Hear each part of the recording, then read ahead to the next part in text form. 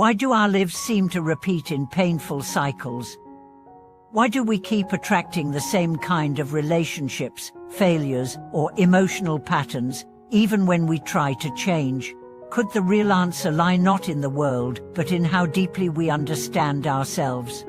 Welcome back to the channel, where we don't shy away from the profound truths that have the power to liberate. Today we will explore one of the most foundational, yet most misunderstood aspects of the spiritual path, the power of self-understanding. The Buddha once said that the first step to changing your destiny is to see yourself clearly. But what does that mean?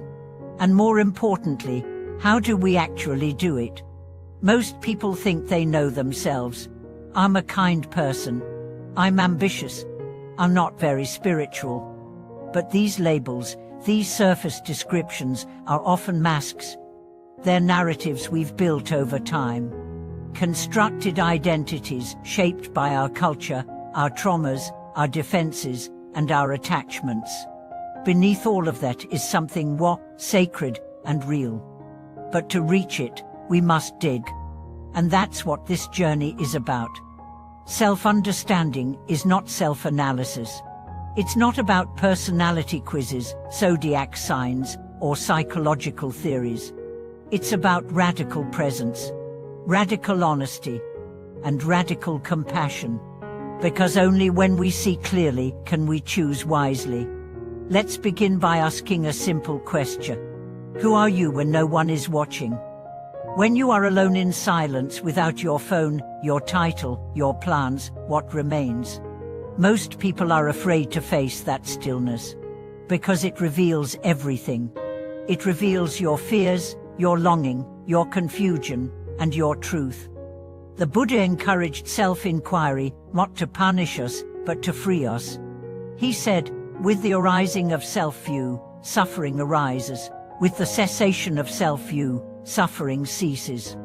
That means our false identity, our ego, is the root of suffering. And seeing through it is the beginning of liberation. But how do we do that? It starts with observation. Begin to notice your reactions. Not just what you do but why. When you get angry, ask, what am I defending? When you feel jealous, ask, what am I lacking? When you crave attention, ask, what am I trying to prove? These questions are not meant to shame you. They are meant to illuminate. Because every reaction is a mirror. It shows you where your wounds are, where your attachments lie, and where your freedom can begin. Let's take a deeper example. You may believe, I'm not good enough. This belief may have been planted in childhood. Perhaps a parent criticized you. A teacher ignored you. A peer betrayed you. You internalized it.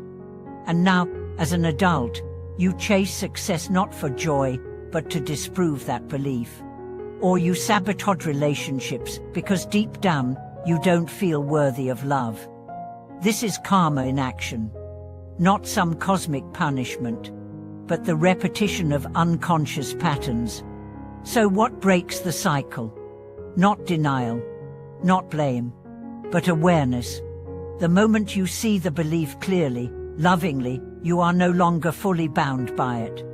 It loses its power. Because light always dissolves darkness.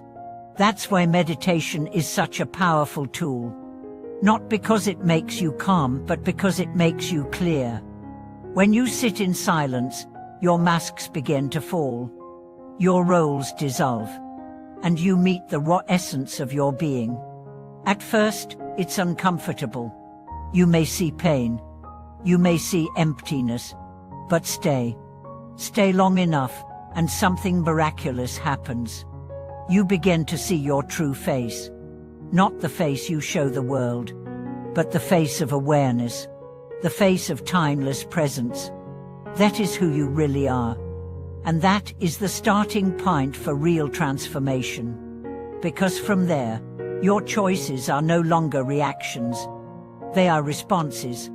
They are conscious, aligned, empowered. And this is what changes your destiny. The Buddha never promised that life would be easy. But he promised that liberation is possible. And the path begins not with the outer world, but with the inner gaze. Here's a powerful practice. Each night before you sleep, ask yourself, what did I learn about myself today? Where did I act from truth? Where did I act from fear? This simple reflection will begin to rewire your consciousness. It will awaken your inner witness. And that witness is your true guide. Not the noisy mind, not the wounded ego, but the still, clear presence within. Let me share a story. A man once sought out a wise monk. He said, I want to change my life. I want peace. The monk said, sit in silence for 1 hour a day and do nothing but observe yourself. The man protested, that's it. Just watch myself.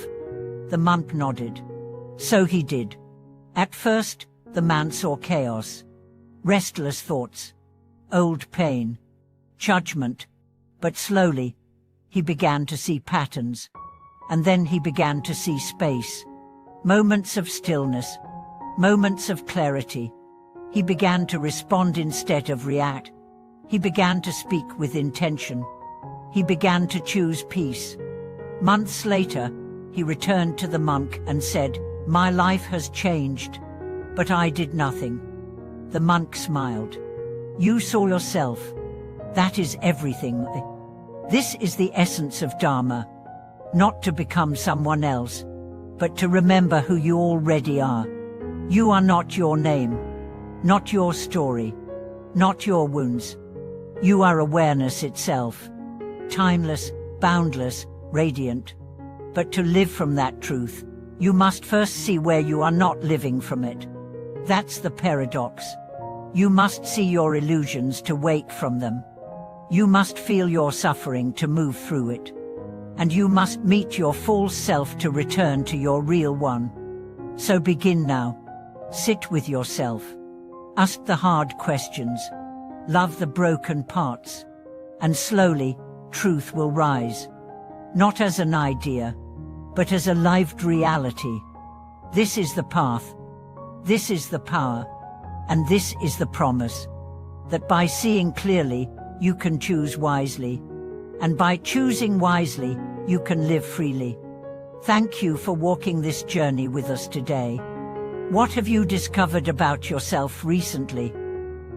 What pattern are you ready to break? Share in the comments below. Let's support each other on this path of awakening. Don't forget to like, subscribe, and help spread this wisdom. Thank you for watching this video.